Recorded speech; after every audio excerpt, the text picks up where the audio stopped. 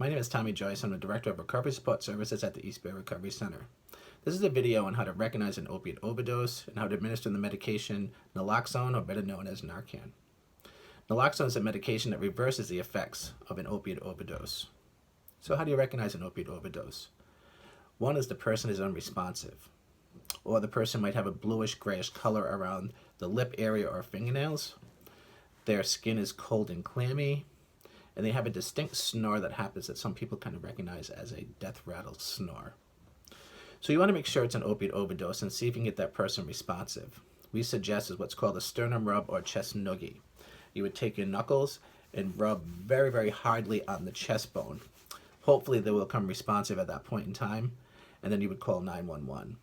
If they're unresponsive, you would still call 911, put it on speakerphone, and let them know you're going to administer the medication Naloxone and or Narcan.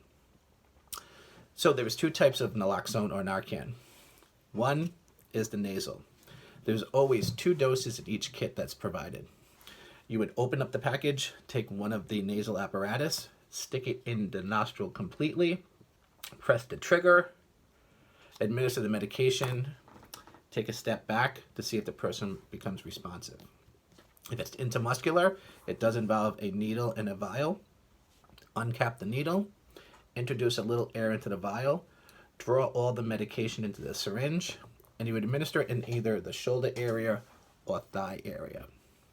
If they become responsive after the medication is administered, you would get them in what we call a recovery position, which you would lay them off to one side with one arm over in case they vomit and they're in a safe position at that point in time. If they are unresponsive, we want you to support ventilation. We always say the best way to reverse an overdose is to get that person breathing again. So you have 2 choices. One is rescue breathing. The other is chest compressions. Rescue breathing is similar to CPR. You would lay the person down, check the mouth to make sure there's no food particles or anything else in there. Pinch the nose, lift the chin, 2 breaths to engage the chest, and do 1 breath every 5 seconds for 2 minutes. For chest compressions, again, like CPR, you would lock your hands center of the chest bone, and you do chin over hands.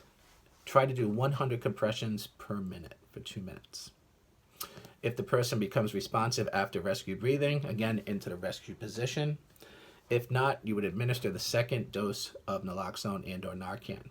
You would open up the other nasal apparatus if that's what you have, go into the other nostril, again, press the trigger, take a step back, see if the person becomes responsive. Same thing with the second vial. If it's intramuscular, with a clean syringe, again, fill the syringe with the medication, go into the other shoulder or thigh area. If they do not become responsive, continue either rescue breathing or chest compressions at that time.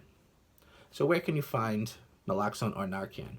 You can find it at any recovery community center in the state. Here at the East Bay Recovery Center, you can just come in or give us a call. We'll be more than happy to deliver it to you.